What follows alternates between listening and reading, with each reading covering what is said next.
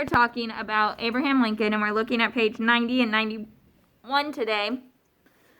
So, Abraham Lincoln was the president during the Civil War.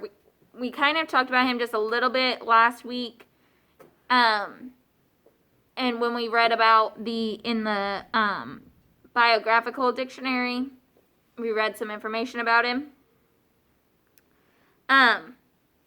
This information I am about to read is not in your textbook. You need to listen, okay? It's about the American Civil War.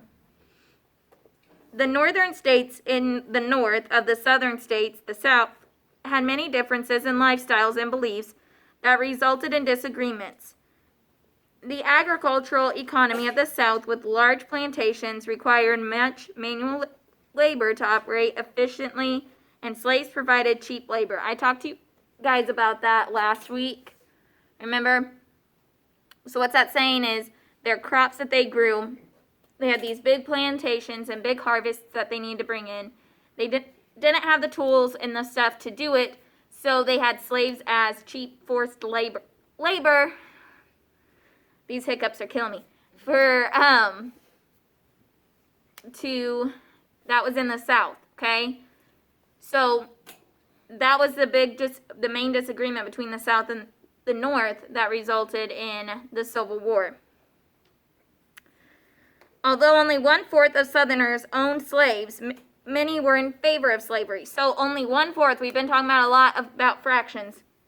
So only one of the yellow pieces had slaves, but most of them were in favor of slavery in the South. Why do you think they were in favor of slavery? Based on their reason for it. Ben? So they wouldn't have to work, and that if there was no slavery, black people wouldn't be able to be walking around. Right, so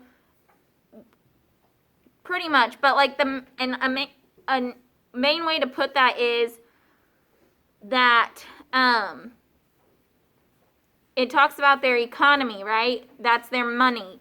In the South, a lot of their businesses and a lot of the way they got things and paid for things and were known for, they were known for,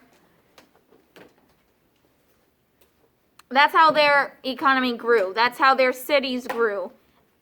That's how they got businesses and families into that community. Okay?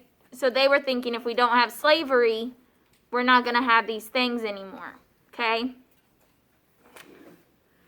On the other hand, the industrialized economy of the North, with mostly factories and shops, did not have much need for slaves. So, in the South, the most of the way that they got their money was through crops and harvests and the plantations. In the North, they got their money and business from factories, okay? The factories didn't use or need slaves, okay? So they were thinking, they knew it wasn't right, and they were like, we don't need them. There's other ways to get money and businesses and families in, but the South was used to their way, okay? Disagreements between the North and South intensified with the expansion westward. Congress decided whether a territory would be a slave state or a free state. So the states didn't choose whether they were going to be free or slave because the new states were being made in the West. Okay, this is the time when they're moving west. So Congress decided if this was a slave state or a free state. Okay. The acquisition of a new state meant more power economically and politically. Consequently, slavery and the right of states to decide about it separated the North and the South. As Americans became more and more divided about sectional differences in economic and political power, wars seemed to be the only way to settle the disagreements. As a result of the war between the states, or the American Civil War, the states were reunited and national government controlled over the state government was established and slavery was abolished. That didn't just happen overnight. Okay? So it wasn't, oh, the North wins and President Lincoln signs the Emancipation Proclamation and slavery's over. It took a while. Okay? He signed that stuff, but it took a while for it to actually work where slavery was ended. Does that make sense? It wasn't like, oh, you have to let them all go. Okay? It took some time, but it was the start of it. Okay? So, I want you guys to look at page 90 now, and we're going to read this. Yes, Lillian? Do people still have slaves today?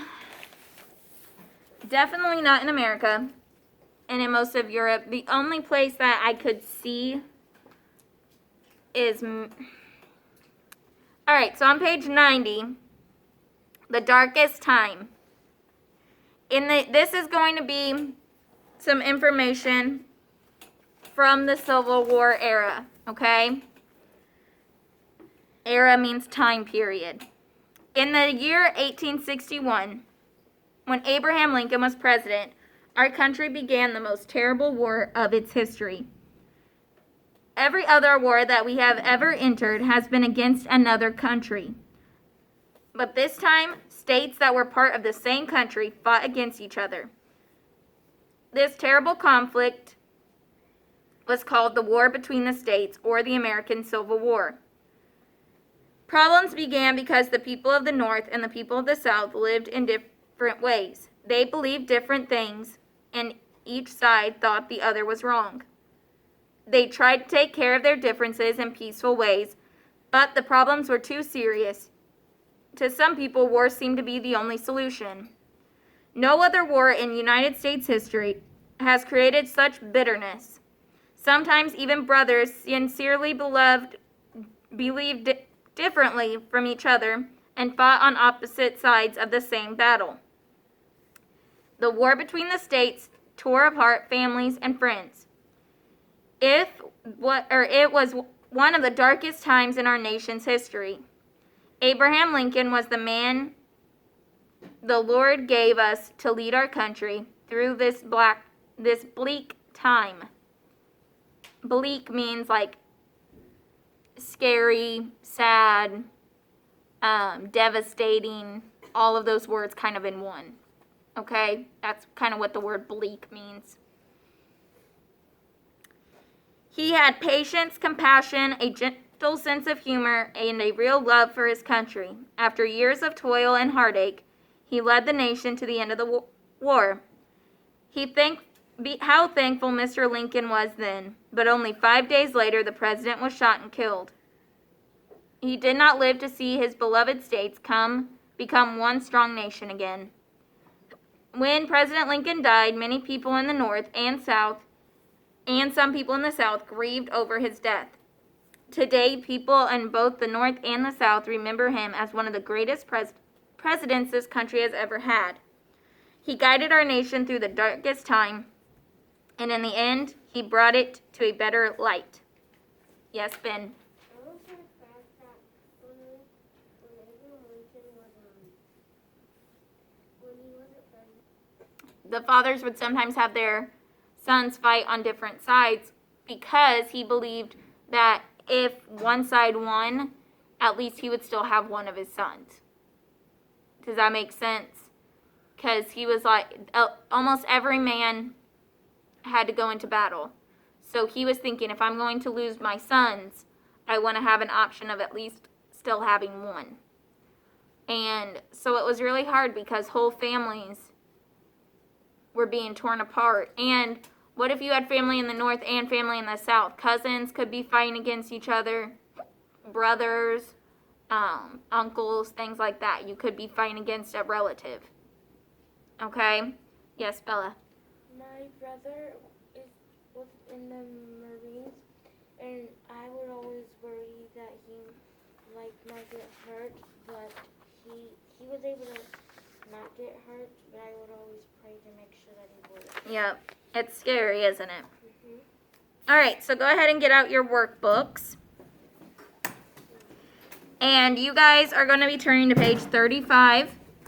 And you will be tearing it out, but just keep it in your book for right now. And if you are at home, keep it in your book because it'll help us keep track of it. But you'll send a picture in online. So, quietly turn to page 35. Quietly. And this is going to be kind of a review of when we did our compound words.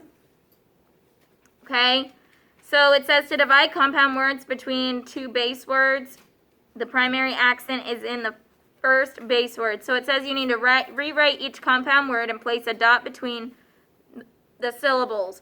Put the accent mark on the correct syllable. So you're going to do that for 1 through 16. Let me show you an example. All right, so our word for number 1 is printout, right? So it tells us and even gives you a couple examples. Slingshot and basketball. Remember, so look at those examples. We have slingshot and basketball. So they had sling, shot, and basket. All right, yeah.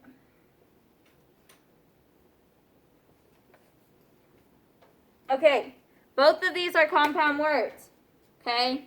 But these dots are not just dividing the words, they're dividing the what? Syllables. Syllables, right? So, basketball, slingshot, okay? Then they want you to put an accent mark over the primary, the primary accent is in the first base word, okay? So they want you to put the primary accent, and it's in the first base word. But if you look, slingshot, it's at the end of sling, right? Because that's one syllable. But when you have basketball, listen to that. Basket. Which one has my most enunciation? Is it bass or kit? Bass. Bass, right? That's why they have it there. Most of the time, if it's just one syllable, it's always going to be at the end. Okay? Does that make sense? Then look at the back. And you are looking at fact and opinion. A fact is something that is true. An opinion is what a person thinks or believes. So, what you are going to do is read each sentence and circle the F if it is a fact and an O if it is an opinion. Then listen carefully. Then circle the word that gives you the clue it is an opinion.